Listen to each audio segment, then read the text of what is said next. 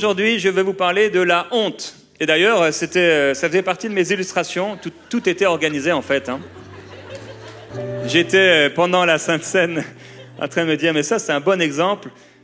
Il y a plusieurs moyens d'avoir plusieurs possibilités, plusieurs façons dans cette vie d'avoir la honte.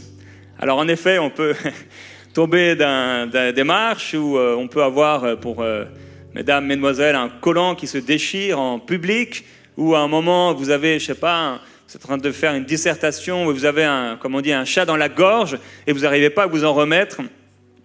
Tellement d'occasions dans cette vie présente d'avoir la honte. Ça peut être, et souvent ça commence dès l'enfance.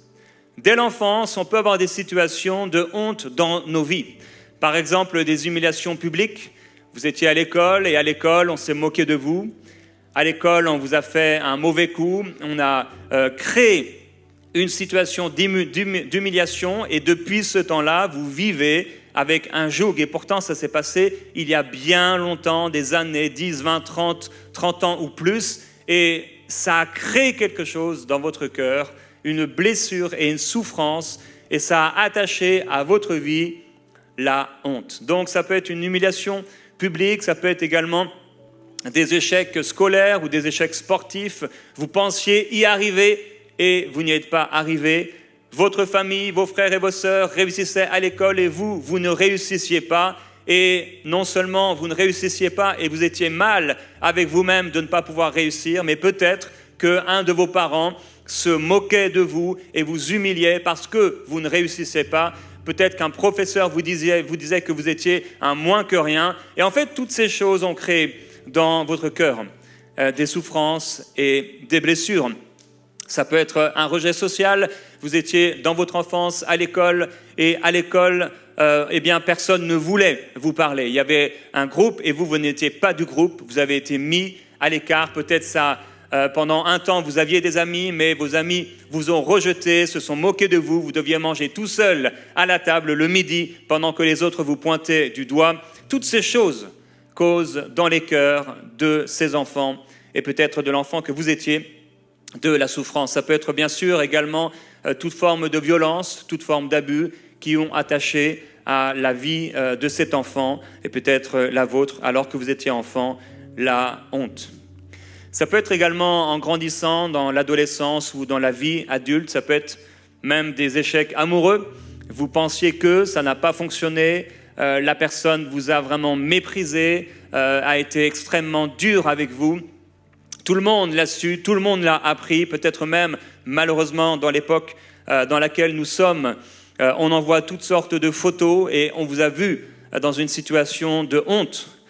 Toutes sortes de choses qui peuvent arriver et qui peuvent causer la honte dans notre vie. Ça peut être également des trahisons qui ont créé quelque chose en vous ou en grandissant peut-être des échecs professionnels. Tout le monde réussissait au travail, mais vous ne réussissiez pas. Bref, tellement d'occasions dans nos vies d'avoir honte. L'apparence physique, beaucoup de personnes vivent constamment toute leur vie avec une forme de honte attachée à leur apparence physique. Dieu les appelle à faire de grandes choses, mais simplement quelques kilos de trop, ou un bouton quelque part, ou des oreilles, ou un nez comme ils n'avaient pas voulu l'avoir, et quelque part, ils vivent avec une forme de honte. Peut-être personne ne voit ce qu'ils voient, mais eux le voient. Peut-être ce sont leurs pieds, peut-être c'est leurs mains. Il y a tellement de défauts qu'on appelle des défauts physiques qui font que les gens vont marcher la tête basse. J'ai parfois rencontré des personnes, une personne m'écrivait parce qu'elle ne pouvait plus sortir de chez elle parce qu'elle avait un problème de mauvaise haleine. C'est terrible. Cette personne, au travail, tout le monde la fuyait, s'éloignait d'elle à cause d'un problème de mauvaise haleine. Certaines personnes m'ont dit également avoir des problèmes au niveau d'odeur corporelle et ne pas pouvoir donc réussir dans la vie à cause de ce genre de défis.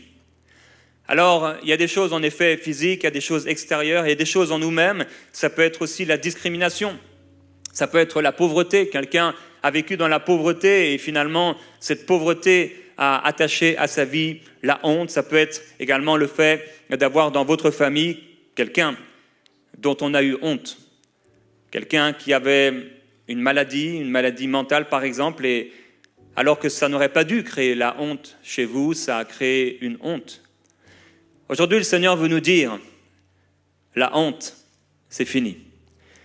La semaine dernière, on a parlé ensemble du fait que plusieurs personnes se retrouvent dans une marche, une longue marche, comme à l'époque, vous vous souvenez, on a parlé du prophète Zacharie, et le peuple qui était là à Jérusalem se sont détournés du Seigneur et ils ont été déportés. Et donc pendant plusieurs mois, ils ont marché comme des esclaves et ils ont été amenés à Babylone. Et on a pris leur exemple pour rappeler que plusieurs personnes dans cette vie sont semblables à ces Juifs qui étaient là en déportation comme des esclaves loin du plan de Dieu et dans des situations malheureuses. Mais on a parlé de la grâce de Dieu, la justification apportée par Jésus-Christ, la miséricorde de Dieu qui nous promet de, si nous venons vers lui, il nous accueillera, il nous restaurera, il nous ramènera vers le plan parfait qu'il a pour nous dans son amour inconditionnel. Et le chemin vers cela, on a dit que c'était le chemin de la repentance et de la foi, d'accepter la grâce de Dieu, la justification. Alors la bonne nouvelle, j'aimerais la rappeler, c'est que si vous appartenez au Seigneur Jésus-Christ, vous avez été justifiés. Dieu le Père vous voit maintenant à travers le Seigneur Jésus-Christ et vos vêtements sont blancs, plus blancs que la neige. On a rappelé cette promesse de Jérémie au chapitre 29. Dieu connaît les projets, les plans d'avenir, d'espérance qu'il a formés pour nous. Alors Dieu a des projets de paix écrits dans son livre. Et il nous a dit que si on revient à lui, il reviendra également à nous. Donc, je veux parler aujourd'hui de ces situations où cette honte, ce rejet, la désolation, la ruine qui peut s'attacher à quelqu'un. Dans le livre de Jérémie au chapitre 2, Dieu va se souvenir de l'amour que le peuple avait pour lui. Et ce peuple que le Seigneur avait fait sortir d'Égypte, on se souvient de cela. Il y avait le peuple d'Israël qui était esclave en Égypte et Dieu va faire intervenir Moïse, prophète de Dieu, pour les en faire sortir. Ils sortent de cette situation d'esclavage et ils sortent avec allégresse, avec joie, avec chant, avec reconnaissance, parce que Dieu les a libérés. Et Dieu va les faire entrer dans le pays de Canaan au bout d'un certain temps et ils vont dans ce pays manger les meilleures productions du pays. Ils vont être pleinement bénis et Dieu va les protéger avec puissance, avec force de leurs ennemis. Mais voilà que les années passent et vous savez, les années vont éprouver notre fidélité et notre amour pour Dieu. C'est une chose que de se faire baptiser d'eau et de prendre l'engagement de marcher avec Jésus. C'est une chose de dire comme Pierre, « Seigneur, je t'aime » et plus que tous les autres. C'est une autre chose quand le temps et les situations difficiles viennent à notre rencontre sur le chemin de la vie. Et c'est là, avec le temps, qu'on voit la profondeur et la réalité de notre amour envers Dieu et de notre fidélité envers lui. Alors le peuple de Dieu, à l'époque de Jérémie, se sont détournés du Seigneur et se retrouvent dans le déshonneur, dans des situations de honte. Et le Seigneur leur dit, mais cela ne t'arrive-t-il pas, donc Jérémie chapitre 2, verset 17, cela ne t'arrive-t-il pas parce que tu as abandonné l'Éternel ton Dieu au moment où il te dirigeait dans la bonne voie. Voilà que le Seigneur était en train de les conduire, mais au moment même où le Seigneur était en train de les conduire vers ce qui est bon, vers sa volonté parfaite, les voilà qui s'éloignent du Seigneur, ils se retrouvent à nouveau dans le déshonneur. Dieu leur dit, ton infidélité te punira. Ce n'est pas Dieu qui nous punit, c'est le péché, la désobéissance que nous avons nous-mêmes semé qui nous punit. Dieu dit, ton infidélité te punira et tu sauras et tu verras que c'est une chose mauvaise et amère d'abandonner ton Dieu. Je crois que plusieurs personnes sont au milieu de nous ce matin et tu te retrouves dans cet auditorium, dans cette église, et tu as abandonné le Seigneur. Je ne sais pas combien de temps tu l'as abandonné, mais tu te retrouves comme ce peuple à l'époque du prophète Jérémie, et depuis ces années où tu as abandonné le Seigneur, tu as vécu une ruine. la désolation, la honte.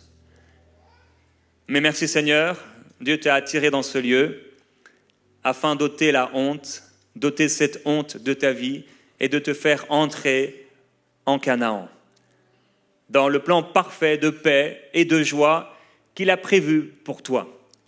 La parole de Dieu déclare que avant la ruine, le cœur de l'homme s'élève.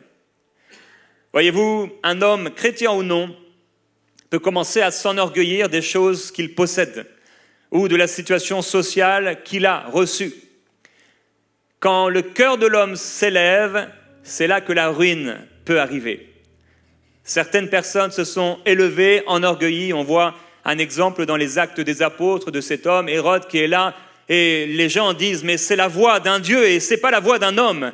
Et il est là, et il les salue comme un roi, un chef important, et tout à coup, à l'instant même, il est frappé et il meurt.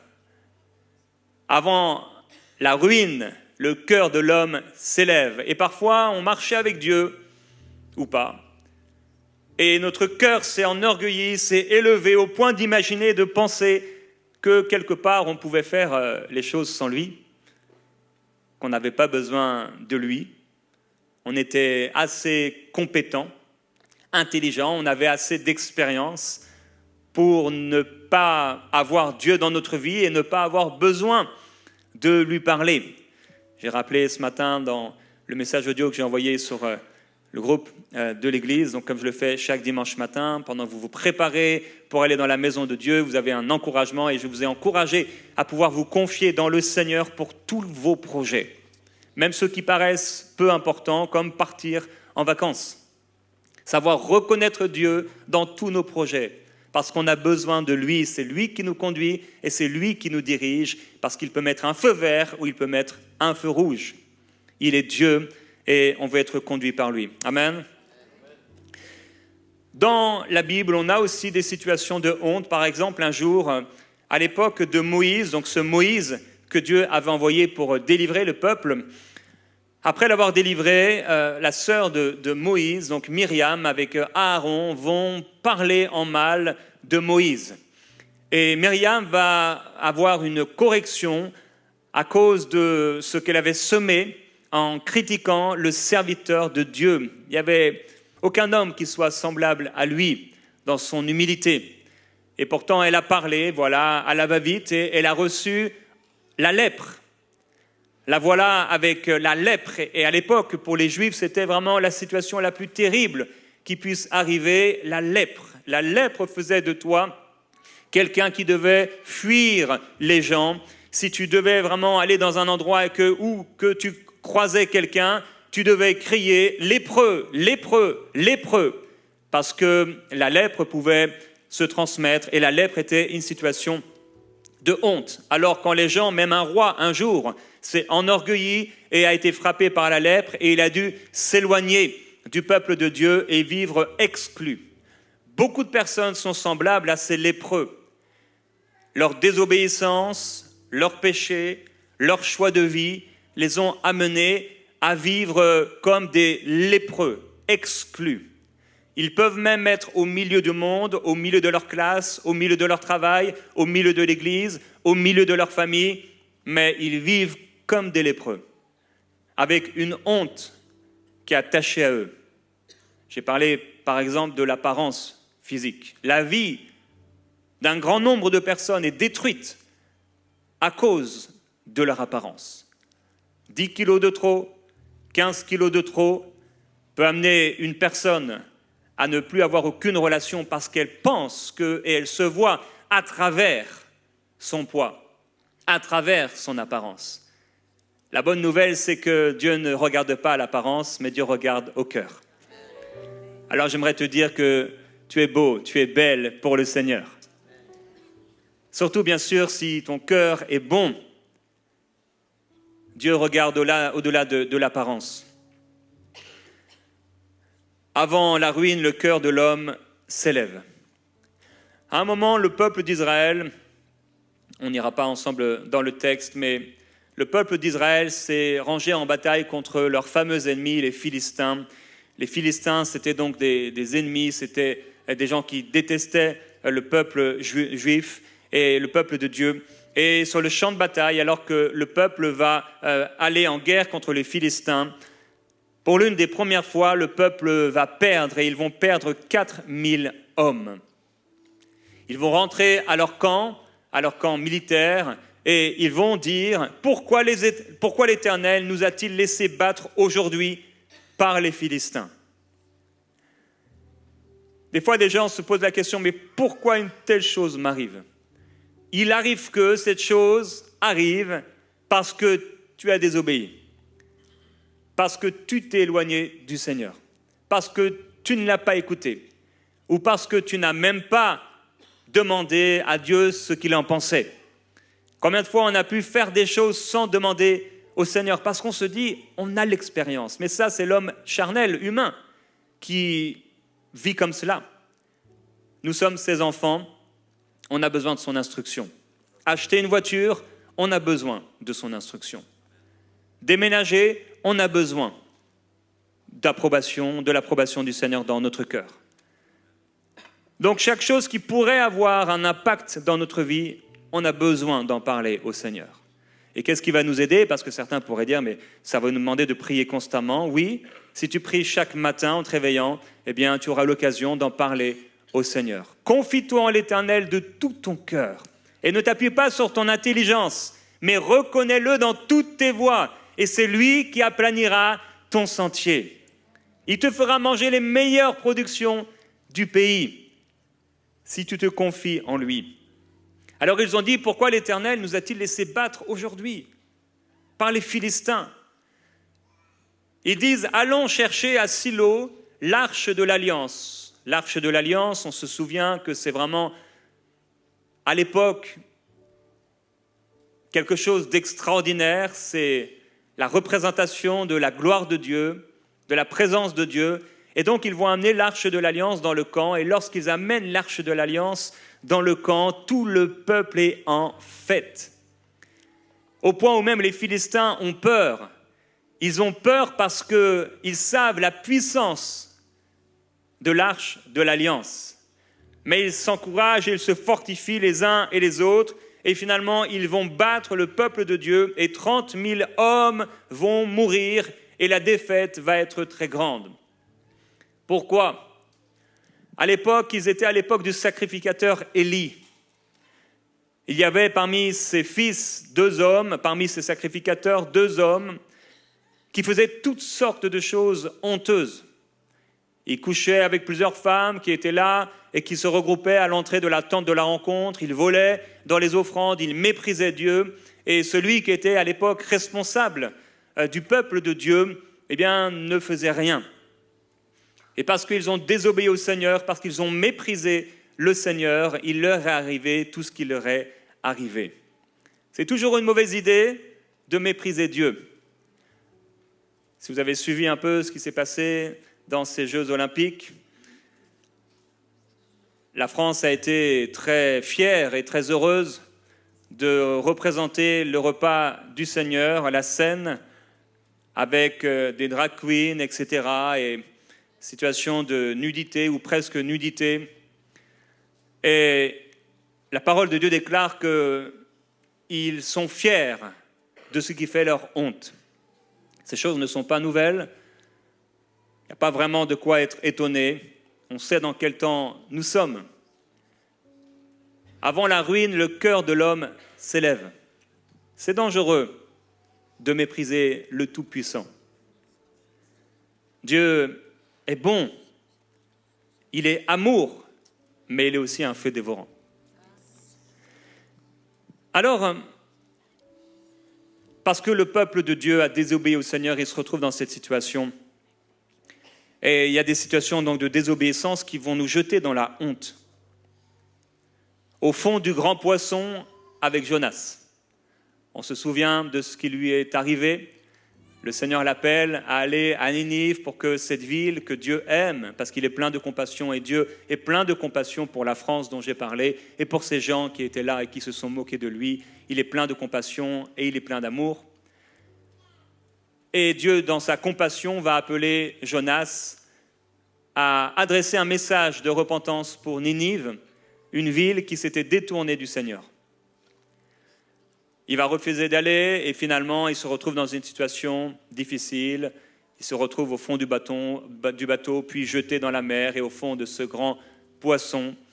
Et là, au fond de ce grand poisson, il prie et il se repent et il dit « Seigneur, j'accomplirai les vœux que j'ai formulés ». Dieu veut parler avec clarté à quelqu'un aujourd'hui. Tu es dans cette situation de honte, tu es dans cette situation de désastre, mais si tu reviens pleinement au Seigneur, Dieu te rétablira. Voyez-vous, ils ont pris l'arche de l'Alliance parce qu'ils se sont dit « l'arche de l'Alliance peut nous amener le succès ».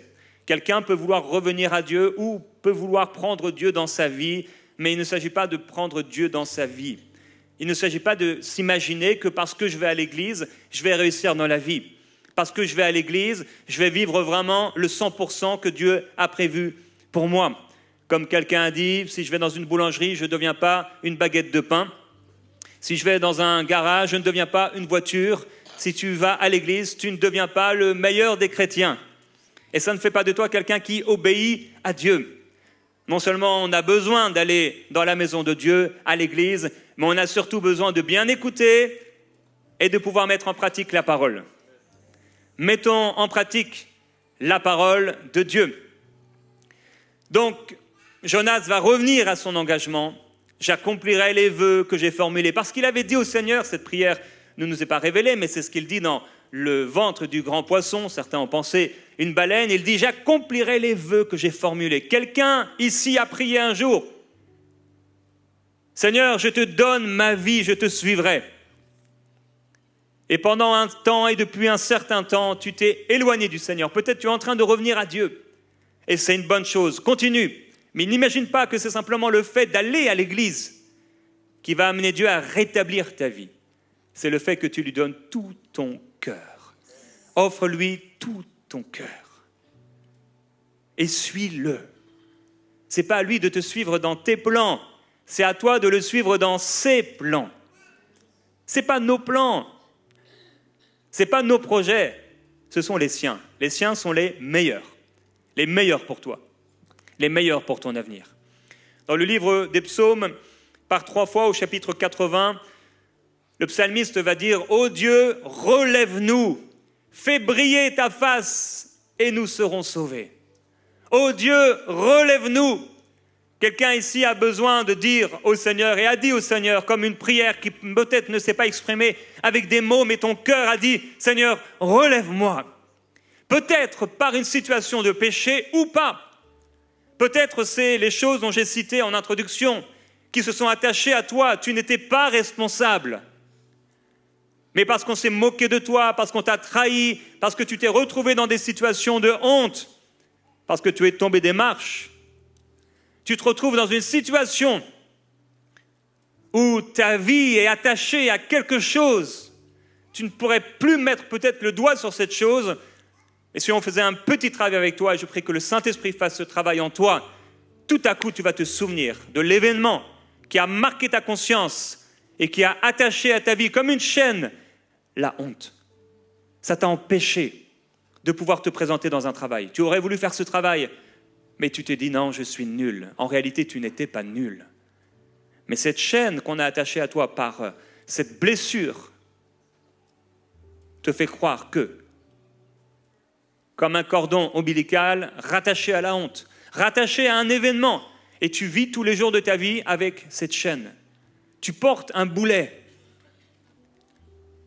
Et tu ne sais plus, au bout de 5 ans, au bout de 10 ans, au bout de 15 ans, il est possible aussi qu'avec ce traumatisme, tu aies fait le choix inconsciemment d'oublier ce qui s'est passé. Mais je prie que le Saint-Esprit puisse te rappeler, non pour te faire souffrir, mais peut-être avec la souffrance du souvenir, te guérir, te libérer. Que le Seigneur te libère de la honte. Que le Seigneur te libère de ces paroles de malédiction, ces paroles de rejet, ces paroles de mépris qu'on a déposées dans ta vie dès ton enfance. Là où ceux qui devaient t'aimer ne t'ont pas aimé. Là où ceux qui devaient te prendre dans leurs bras ne t'ont pas pris dans leurs bras. Là où ceux qui devaient être fiers de toi et te récompenser se sont moqués de toi. Humiliés devant la famille. humilié devant tes amis, humilié par ton époux, humilié par tes parents. Tu as été humilié et depuis tu vis avec ce fardeau, cette chaîne. Tu ne sais plus d'où elle vient peut-être. Mais au nom du Seigneur Jésus-Christ, on va faire une prière aujourd'hui et le Seigneur va te libérer. Le Seigneur est celui qui brise les chaînes. Trop de gens vivent avec la honte. Trop de gens, c'est inconscient souvent, mais ça les a amenés à un caractère où ils aimeraient parler, ils ne réussissent pas à parler. Ils aimeraient manifester leur amour, mais ils ne réussissent pas à manifester leur amour. Ils aimeraient pouvoir régler des choses, mais ils n'arrivent pas à le faire. Parce que le diable a pris un malin plaisir à les écraser, vouloir les détruire. Le diable veut jeter les hommes dans la honte. En attaquant dès leur enfance leur vie, ou leur santé, leurs finances, leurs amitiés, leur situation sociale. Essayer de ne pas leur faire réussir dans la vie. Ou s'ils ne trouvent pas le travail ou un bon travail, leur dire que ce qu'ils font c'est nul, c'est mauvais, ils ne sont rien, incapables. On est dans un monde spirituel. On peut se voir là tel qu'on est les uns et les autres, mais on ne sait pas ce qui se passe dans notre tête. On ne sait pas ce que quelqu'un transporte. Cette chaîne, elle est invisible. C'est rattaché à nos pensées. C'est spirituel. Quand le diable attaque la vie de quelqu'un, nos armes sont spirituelles, les siennes également, même si ça peut passer par le naturel. Et quand le diable va attaquer quelqu'un, c'est spirituel. Derrière la parole qu'on t'a donnée, derrière le geste qu'on a fait, derrière l'humiliation qu'on t'a imposée, que tu as subie, il y a quelque chose de spirituel. Je croise plusieurs personnes qui rêvent. Ils se voient dans des situations de honte, ils se voient dans des situations d'adultère, ils vivent des choses, ils se réveillent, ils sont bizarres. S'ils ne prennent pas autorité, il y a quelque chose de spirituel qui est là, une oppression. Ils se sentent tout à coup mal par rapport à Dieu. Ils n'ont rien fait de mal, mais le diable les a montrés dans une situation de honte. Ils se sont vus humiliés. Et c'est spirituel. Il y a une puissance et il y a une force qui est rattachée aux attaques du diable. Mais par la grâce du Seigneur, Jésus-Christ a vaincu l'ennemi de nos âmes. Donc le diable combat une guerre psychologique qui vise à humilier, à terroriser, à désespérer les gens afin de les soumettre. Il y a donc l'œuvre du péché qui amène dans la honte, dans la ruine, et il y a aussi l'œuvre du diable. Et par rapport à l'œuvre du péché, Dieu dit dans le psaume 81, « Ô Israël, si seulement tu m'écoutais, si seulement mon peuple m'écoutait, si seulement Israël marchait dans mes voies, en un instant j'humilierais leurs ennemis, je tournerais ma main contre leurs adversaires. Le bonheur d'Israël durerait toujours, je le nourrirais du meilleur blé et je le rassasierais de miel sauvage. » Ça, c'est la volonté de Dieu. Il y a donc l'œuvre du péché et il y a aussi l'œuvre du diable. Mais grâce soit rendue à Jésus-Christ, qui nous donne la victoire en toutes choses. Quand Jésus est apparu, il a réalisé la prophétie d'Ésaïe. Il est écrit dans le livre de Matthieu, « Le peuple assis dans les ténèbres a vu une grande lumière. Et sur ceux qui se trouvaient dans le pays de l'ombre de la mort, c'est l'ombre, le pays de l'ombre de la honte, l'ombre de la mort. Sur ceux qui étaient dans le pays de l'ombre de la mort, de l'ombre de la honte, une lumière s'est levée. » Quelle est cette lumière ? Jésus-Christ. Le peuple assis dans les ténèbres voit une grande lumière. Ésaïe a prophétisé ces choses des centaines d'années avant l'apparition du Seigneur Jésus-Christ. On a vu que Zacharie aussi a prophétisé la venue et les souffrances de Christ. Les prophètes ont tous prophétisé concernant l'apparition du Seigneur Jésus-Christ, ses souffrances, mais également sa puissance et sa victoire. Et la victoire qu'il accorderait à ceux qui croiraient en lui. Le Messie nous accorde la victoire. Le Messie Jésus-Christ est cette lumière qui se lève sur tous ceux qui sont dans les ténèbres et qui ont besoin, dans leurs ténèbres, de recevoir la vie. Au lieu de la mort, la vie. Au lieu de la honte, la fierté, la joie d'appartenir au Seigneur Jésus-Christ. En effet, le salaire du péché, c'est la mort. C'est la honte. C'est la tristesse, c'est la désolation, c'est la ruine. Mais le don gratuit de Dieu en Jésus-Christ, c'est la vie éternelle. Alors la bonne nouvelle, frères et sœurs, c'est que le diable peut essayer et tenter par tous les moyens de nous amener dans la honte. Mais à partir du moment où nous appartenons au Seigneur Jésus-Christ, nous avons vaincu la honte en lui, en Jésus-Christ. La honte ne peut plus s'attacher à nous.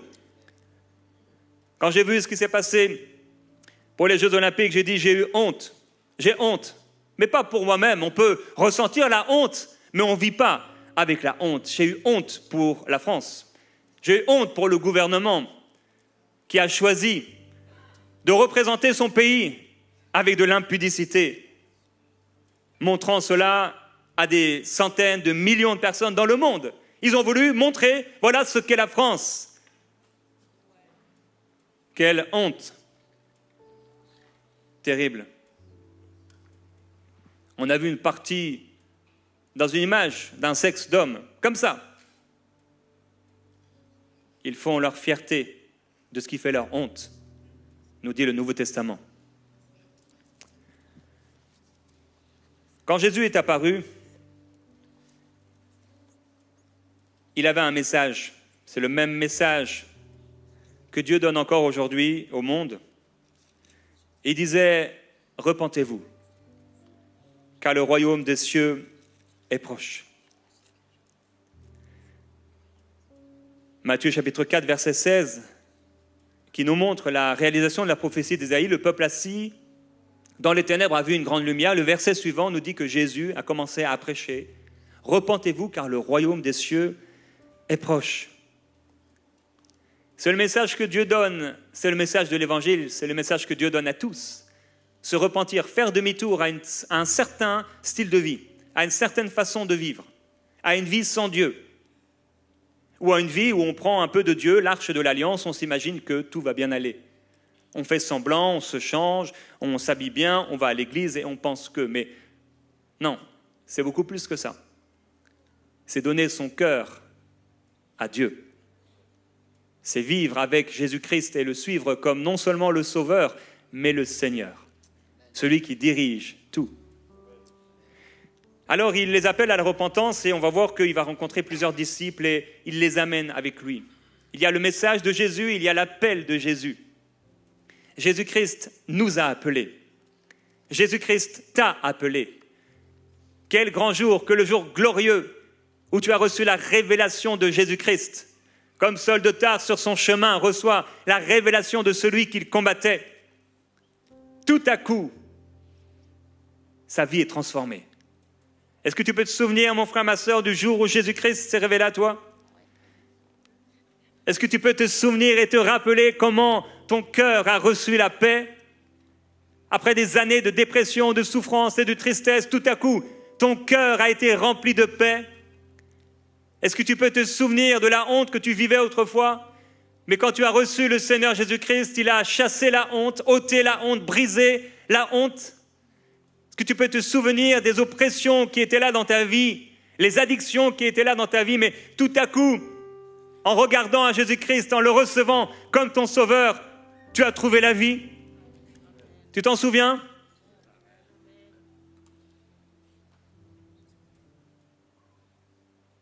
Amen. Vous vous en souvenez vraiment?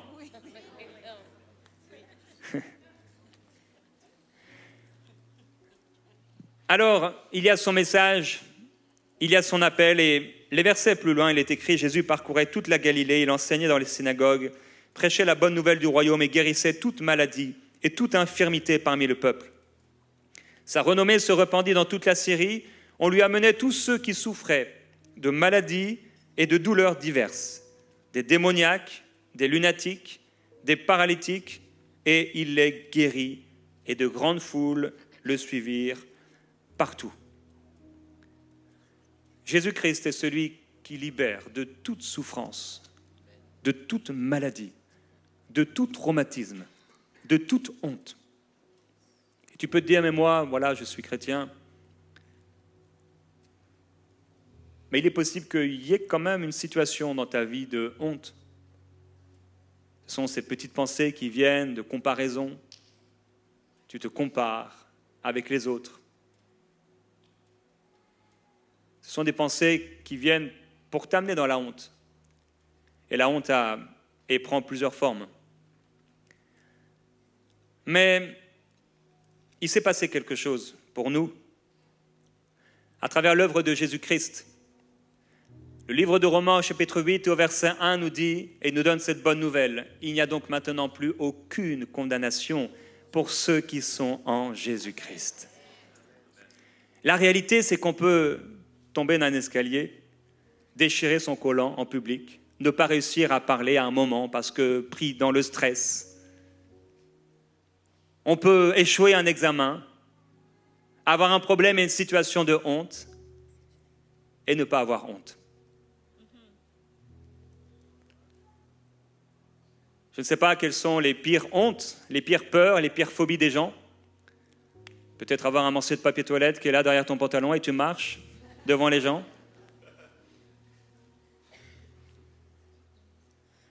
Je me souviens, je ne sais pas quel âge j'avais, peut-être 20, 21 ans. J'étais dans une conférence en Belgique et j'avais un défi, c'était la timidité excessive. Toute mon enfance, mon adolescence, c'était compliqué. Si je devais parler en public, je préférais avoir 0 que de devoir parler dans la classe. Et le Seigneur m'appelle à prêcher. Et quand il m'appelle à prêcher, il me donne la grâce qui va avec. Ça allait bien. Mais j'étais un peu bloqué. Et dans cette conférence, je me souviens, ça a duré 2-3 jours. D'ailleurs, par la grâce du Seigneur, on va faire quelque chose pour les jeunes avant la fin de l'année. Une bonne retraite de 2-3 jours. Amen. Ça va être bon. Et là, le Seigneur m'amène et m'inspire à prêcher sur la timidité. Et je sais qu'au moment où je vais prêcher sur la timidité, je vais rougir. Et voilà que je commence à prêcher et que le Seigneur nous libère de la timidité et qu'on ne peut pas vivre sous ce joug. Et pendant que je prêche cela, je deviens rouge et tout rouge. Et je dis, vous voyez, je deviens tout rouge là, mais je n'en ai rien à faire. Le Seigneur m'a libéré de la honte. Et en fait, ce jour-là, ce problème a été réglé. Mon frère, ma sœur, regarde le géant, ton géant, bien en face, et dis-lui, c'est terminé. Il n'y a plus aucune condamnation pour celui qui est en Jésus-Christ. Alors parfois dans la vie, ça peut encore m'arriver de rougir, il n'y a pas de souci. Il n'y a pas de problème. Le Seigneur m'a libéré de la honte. Le Seigneur t'a libéré de la honte. Même si tu n'as pas réussi comme tu aurais voulu, même si tu n'as pas l'argent que tu aurais voulu, pour toi, c'est ne pas avoir d'argent, c'est avoir honte. Alors si c'est avoir honte, débarrasse-toi de la honte. Parce que bien des serviteurs de Dieu n'ont pas eu beaucoup d'argent, mais une couronne extraordinaire et l'approbation du Père, l'approbation de Dieu. Il ne s'agit pas de ce que les hommes considèrent. Il ne s'agit pas d'avoir une grande maison et d'avoir des belles voitures et d'avoir des bons vêtements. Dieu est bon, il peut nous donner ces choses. Mais ce qui est important, c'est le regard du Père. Ce Père qui dit qu'à cause de Jésus-Christ, grâce à Jésus-Christ, il n'y a plus aucune condamnation sur toi. Il n'y a plus aucune honte sur toi. Jésus te débarrasse de la honte. Jésus est celui qui te libère de la honte.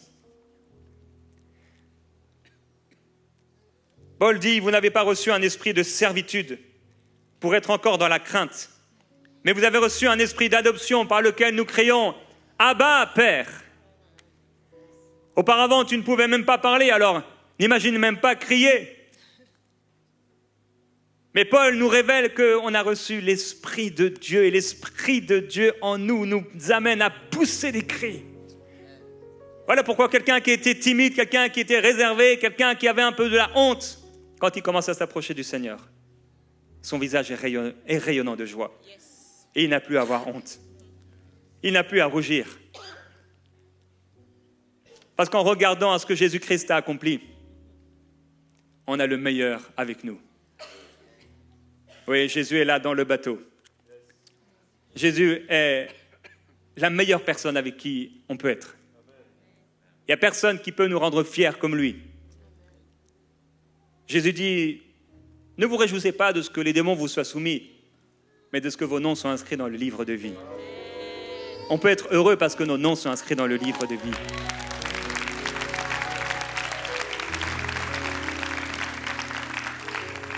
On peut être heureux parce que Jésus est notre ami.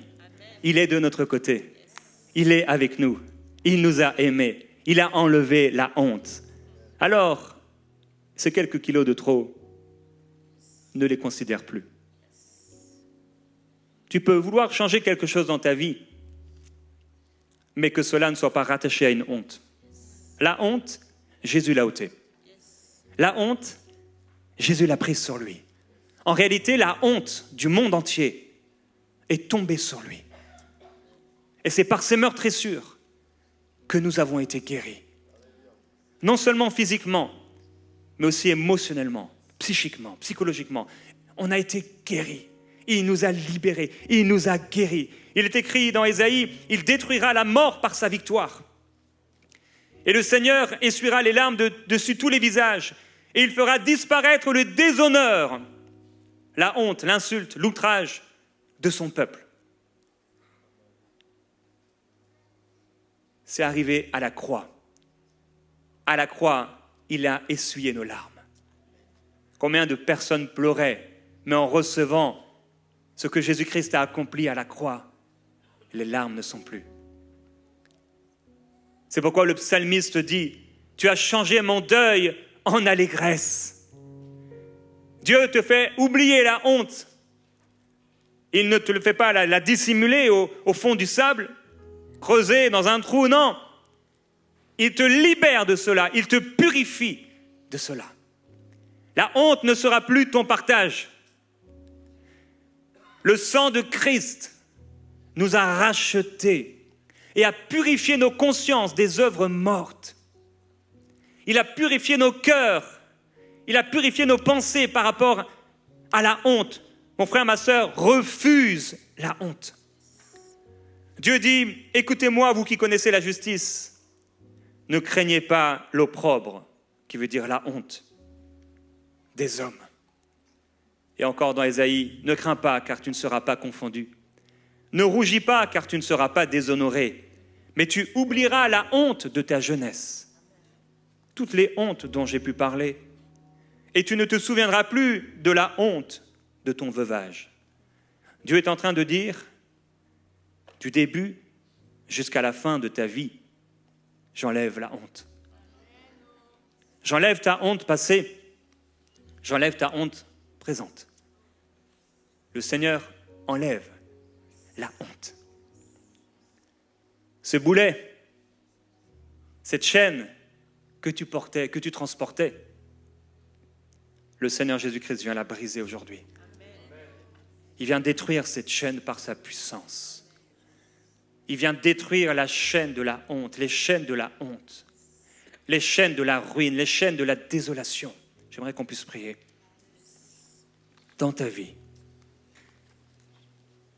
l'Esprit du Seigneur Jésus-Christ est là. Et il veut libérer son peuple de la honte. Il veut que tu puisses goûter, vivre et demeurer dans la glorieuse liberté des enfants de Dieu. Demande au Seigneur que toute forme de honte soit détachée de moi.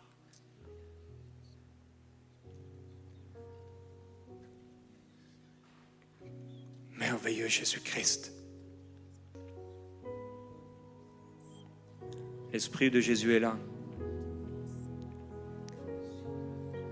Père, je te demande maintenant, sois conscient de la présence de Dieu, mon frère, ma sœur. le Seigneur va libérer. Et il y a des jougs qui vont être détruits en cet instant. Saint-Esprit, nous accueillons ta présence. Nous accueillons ton ministère.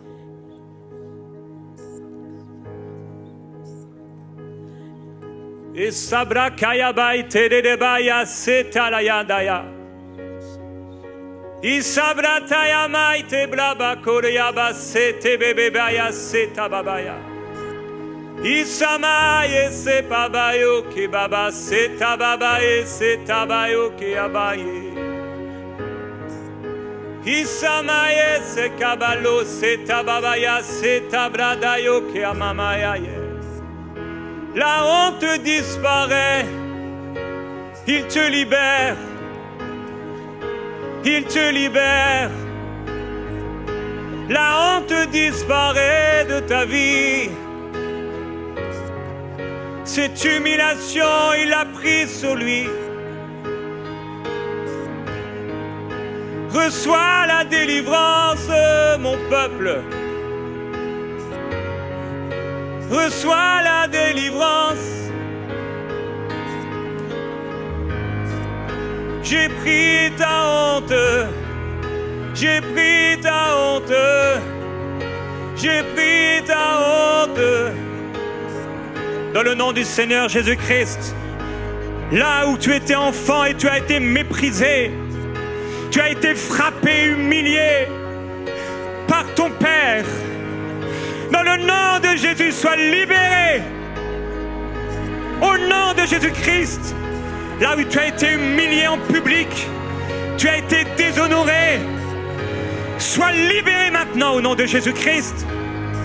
Je prends autorité sur la honte.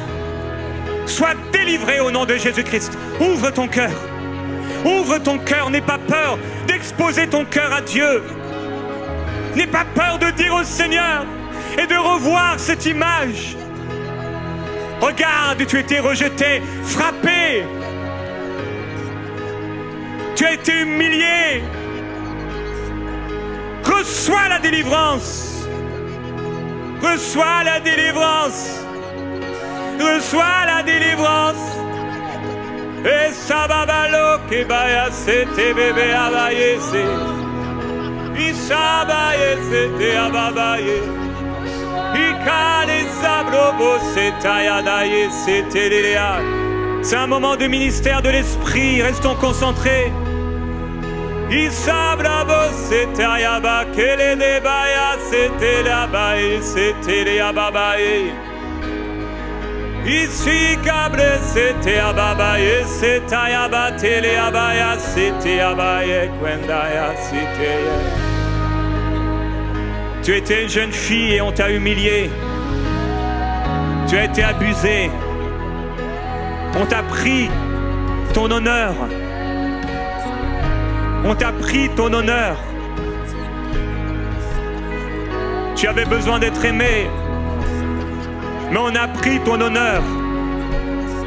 Sois libéré maintenant. Si quelqu'un veut être libéré de la honte, lève-toi là où tu es, sans honte et sans rougir. Et reçois ce midi la délivrance de la part du Seigneur Jésus-Christ. Lève-toi sans honte. Que ce soit une honte qui dure, que ce soit une honte pour un moment, que ce soit une pensée de honte qui revient, ou que tu vives dans la honte, que ce soit une parole, un geste, une humiliation subie, que ce soit ta désobéissance même qui t'a amené.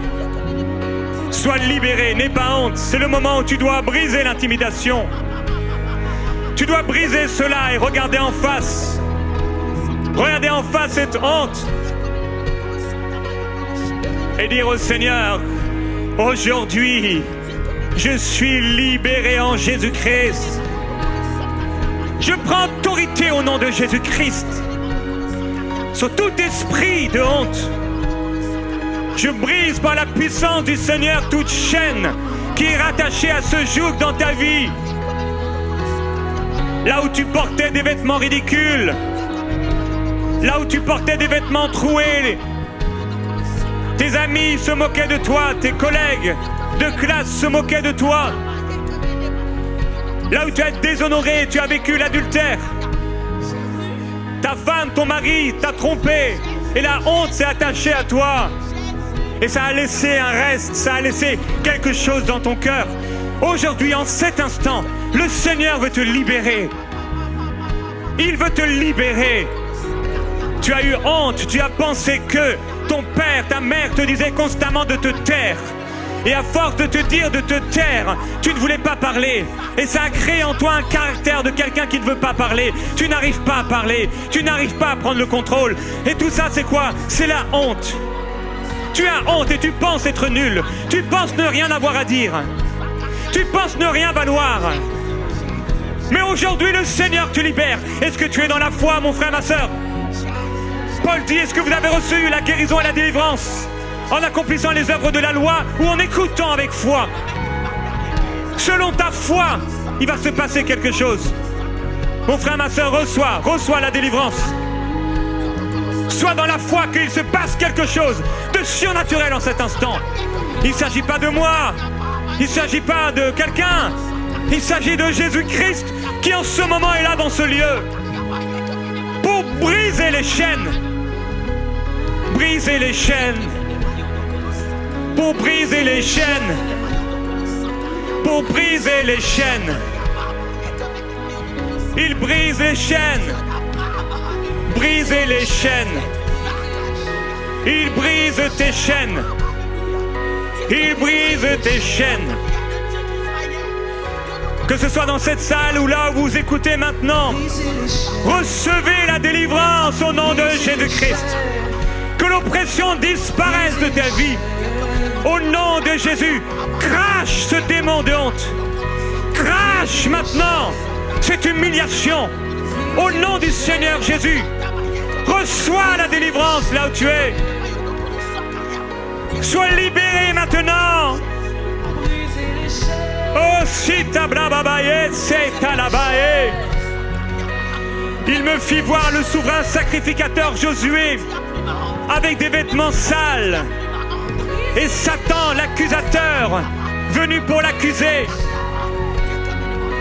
Mais l'ange de l'Éternel dit que l'Éternel te réprime, Satan, lui qui a porté son choix sur Jérusalem.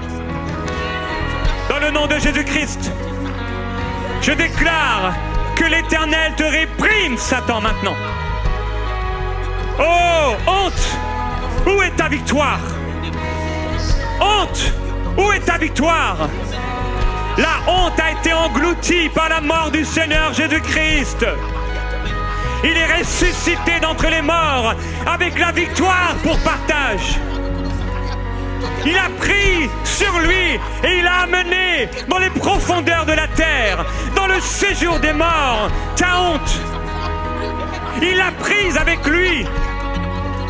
Ce sacrifice accompli il y a 2000 ans.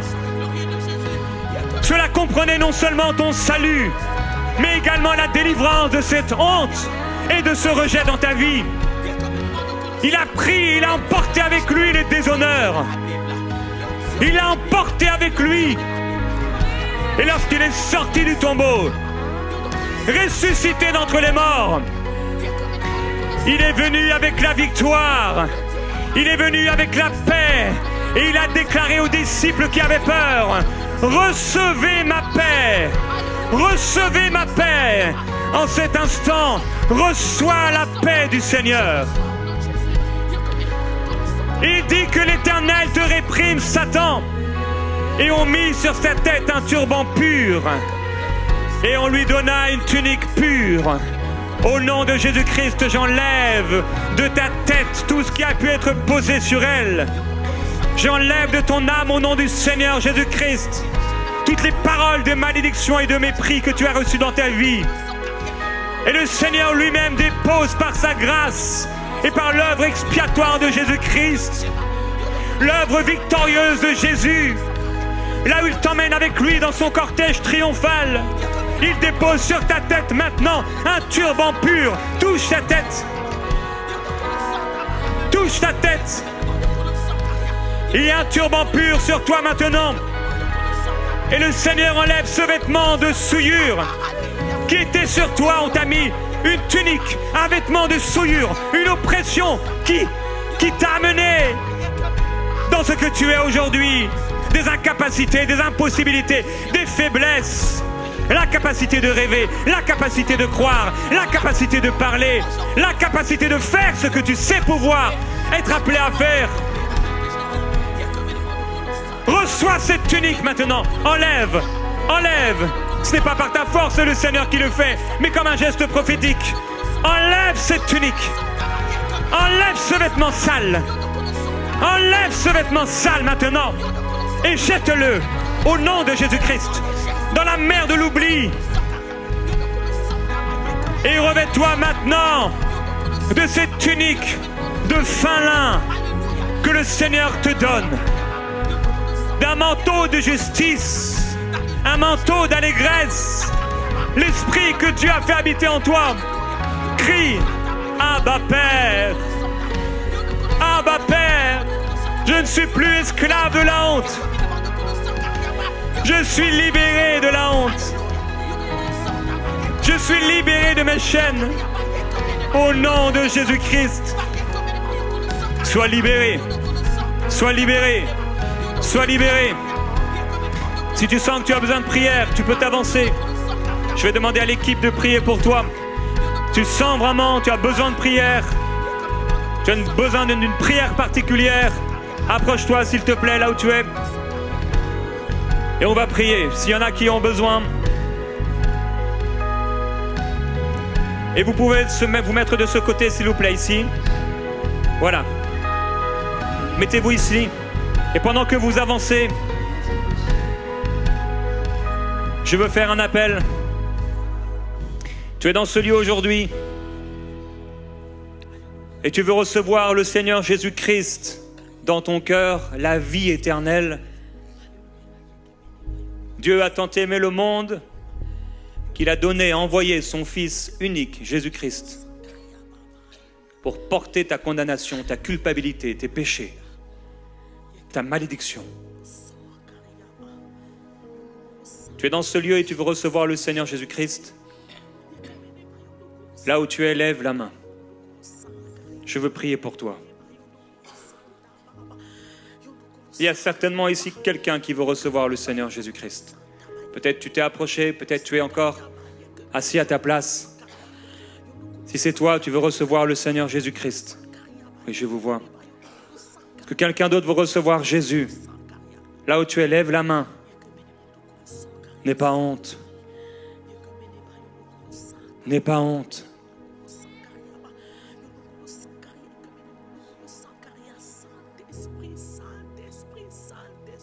N'aie pas honte. Encore un instant, tu es là, tu veux recevoir Jésus-Christ. Lève la main. Alléluia, merci Seigneur. Chantal, tu peux aller voir la dame là-bas. Alors que vous êtes approchés, je vais demander à l'équipe, s'il vous plaît, on va prier.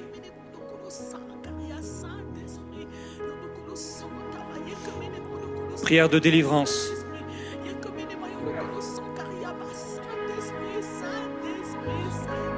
C'est une imposition des mains ou une parole. Peu importe si on pose la main sur toi rapidement ou on prie pour toi rapidement. C'est un moment d'impact. Un moment d'impact. Où le ciel descend sur la terre. Où la puissance de Dieu descend dans ta vie. Et frères et sœurs, vous qui êtes encore assis à vos places, je vous encourage s'il vous plaît, priez. Priez, c'est un moment pour prier. Pour prier pour ceux qui sont avancés. Et ceux qui souhaiteraient encore s'avancer, vous pouvez le faire. Afin qu'ils vivent une délivrance complète. Une libération totale. Et aussi ceux qui sont restés debout dans la salle. Priez pour eux. N'allez pas leur imposer les mains, mais à votre place, priez pour eux, s'il vous plaît. Est-ce qu'il y a des hommes et des femmes de prière? C'est le moment de prier. Devenez participants de ce que Dieu est en train de faire. Encore quelques instants. On va terminer dans quelques minutes, mais c'est important ce que Dieu est en train de faire. Aussi kabraye seta babaye setai. Soyons tous dans une atmosphère de prière, s'il vous plaît. Élevez la voix là où vous êtes. Dites au Seigneur, libère, étends ta main, remplis-les, Seigneur, libère-les, touche-les, que les esprits soient chassés au nom de Jésus-Christ. Ici bratei, kiriraye, sataraye, ici tabraye, libre au nom de Jésus, libre de la tête aux pieds, dans le nom du Seigneur Jésus-Christ. J'ordonne à toute oppression de quitter sa vie maintenant, libre, dehors au nom de Jésus. Esprit mauvais, lâche sa vie maintenant. Dehors. Sors.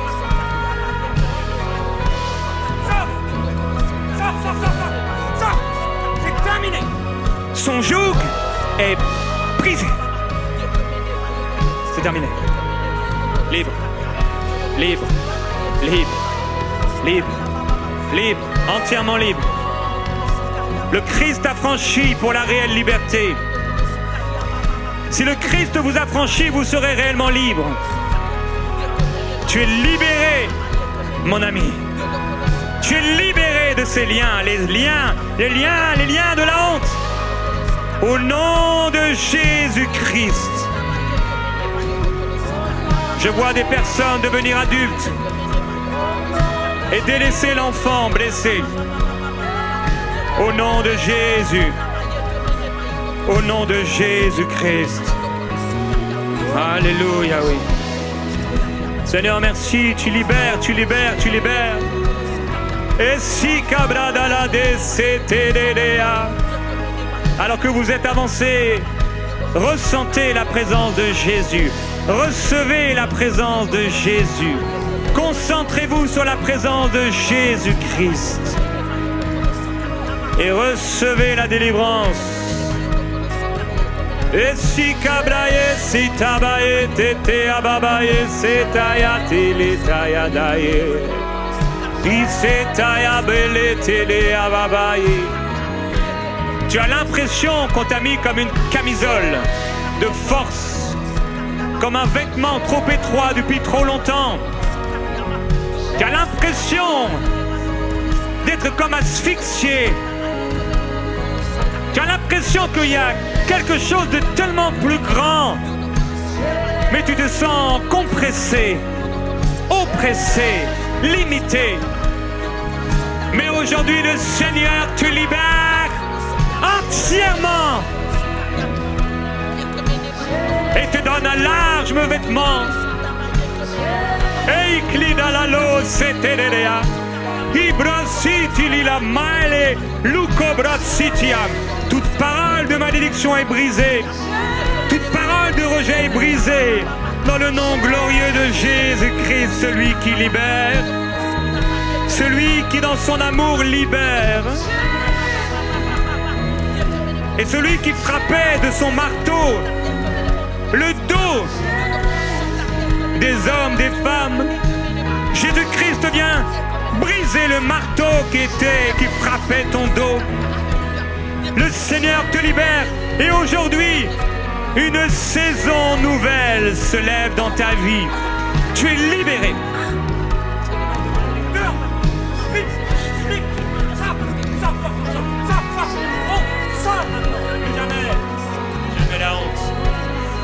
Plus jamais la honte. Plus jamais la honte. Un diadème, une couronne de justice. Une couronne de justice. Le Seigneur libère de la honte. Car il est bon et il est rempli de miséricorde. Et la main puissante de Dieu maintenant vient sur toi pour te libérer au plus profond de ton être dans l'homme intérieur. Sois libéré maintenant. J'arrache de ta vie au nom de Jésus ce qui a été semé dans la honte. Là où on a enlevé la dignité. Tu es digne. Tu es digne, tu es digne, tu es digne. Tu es digne pour le Seigneur. Car tu as du prix à mes yeux. Car tu as de la valeur pour moi et que je t'aime. J'ai donné mon fils à ta place. Reçois la délivrance. Là où vous vous êtes approchés, si quelqu'un a besoin de pardonner à celui qui lui a fait du mal, pardonne. Dis-le avec ta bouche. Je pardonne. Je pardonne cette personne. Dis son prénom. Je le pardonne. Même s'il ne méritait pas. Je pardonne comme il m'a été pardonné. Là où tu t'es approché, pardonne maintenant cette personne. Pardonne, pardonne, pardonne. Pardonne cet homme. Pardonne cette femme. Pardonne. Pardonne.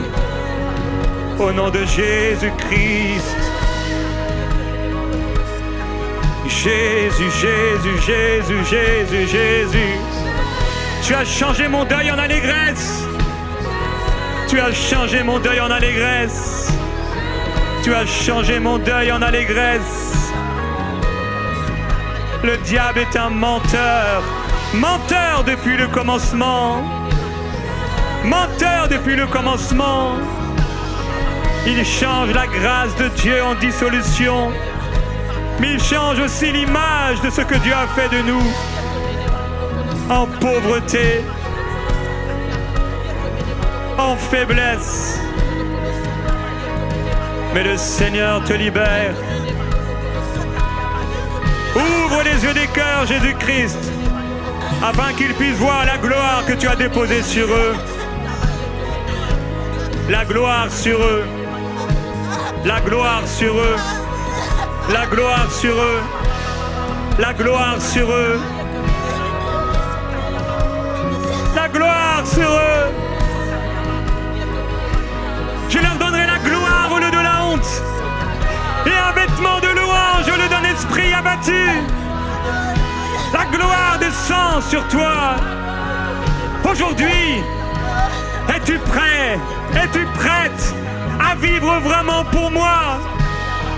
Il ne s'agit pas d'amener l'arche de l'Alliance dans ta vie. Il s'agit de me donner ton cœur et ta vie.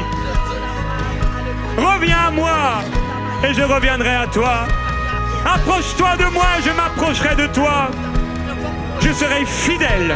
Et j'ai été fidèle, même quand tu m'as été infidèle, dit le Seigneur, car je t'ai aimé dans l'amour éternel. Reçois l'amour et la compassion de Dieu et sois libéré du mensonge de l'ennemi. Au nom de Jésus, au nom de Jésus-Christ. Frères et sœurs, continuez de prier. C'est l'opportunité de prier, de mettre votre foi en action.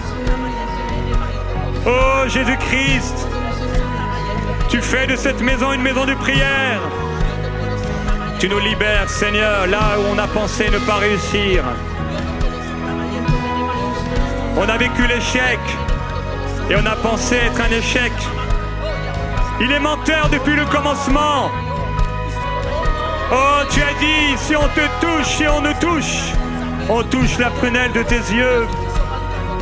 Tu libères. Avec la douceur de Jésus-Christ, sois libéré. Il est celui qui libère. Là où tu es, même si on ne pose pas une main sur toi, sois libéré. Dans le nom de Jésus-Christ. Et sabra et c'était de ababa et c'était. Et si là-bas et c'était adaya, c'était ababa et c'était ababa ya. Sois libéré au nom de Jésus-Christ. Tout asservissement de la part des hommes, tu as dit dans ta parole, Seigneur, ne devenez pas esclaves des hommes. Là où les hommes ont voulu rendre esclaves, assouvir, soumettre, Seigneur mon Dieu, tu donnes la liberté. Le refuge, mon refuge est en toi. Mon refuge est en toi.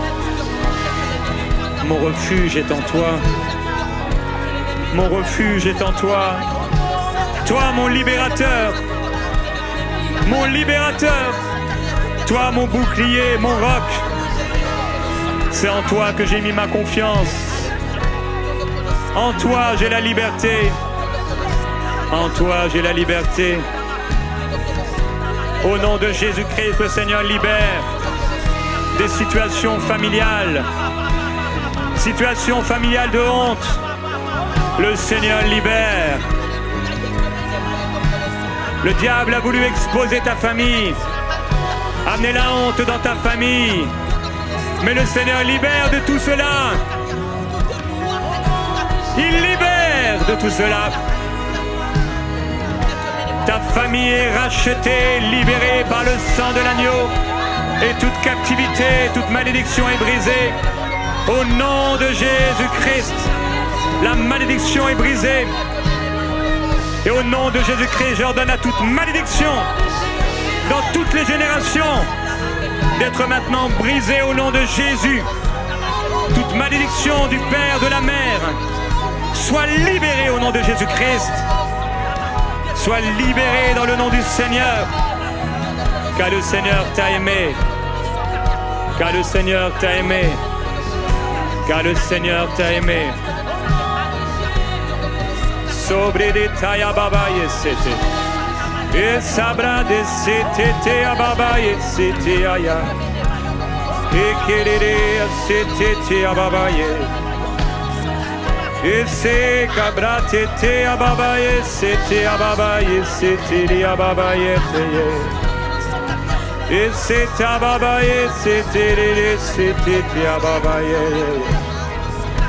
Alléluia, alléluia.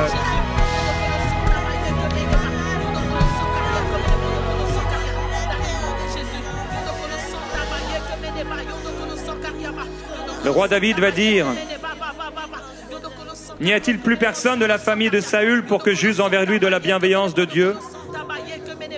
Et on va lui dire: il y a encore un fils de Jonathan, mais il est perclus des pieds, boiteux, qui était une malédiction à l'époque. Et Méphibosheth, fils de Saül, vint auprès de David, tomba face contre terre et se prosterna. David dit: Méphibosheth. Il répondit: voici ton serviteur. David lui dit: sois sans crainte, pour sûr, je vais user de bienveillance envers toi à cause de ton père Jonathan. Je te rendrai toutes les terres de ton père, Saül, et tu mangeras toujours à ma table. Il se prosterna et dit: qu'est-ce ton serviteur pour que tu tournes vers un chien mort tel que moi? Le roi appela Tsiba, serviteur de Saül, et lui dit: je donne au fils de ton seigneur Méphibosheth tout ce qui appartenait à Saül et à toute sa famille. Tu cultiveras le sol pour lui, toi et tes fils, tes serviteurs, et tu rentreras les récoltes, afin que le fils de ton Seigneur ait du pain à manger. Et Méphibosheth, fils de ton Seigneur, mangera en permanence à ma table. Il mangera à ma table comme l'un des fils du roi. Père, je veux te glorifier et te remercier parce que nous étions comme Méphibosheth, boiteux de nature, pécheurs de nature. Mais la malédiction est tombée sur Jésus-Christ, notre Seigneur. Et à cause, grâce à Jésus-Christ, nous pouvons manger tous les jours à ta table. Comme le Fils prodigue. Manger à la table du Père. Être habillé d'habits précieux, revêtu d'habits précieux. L'alliance à notre doigt de fidélité et la couronne à notre tête.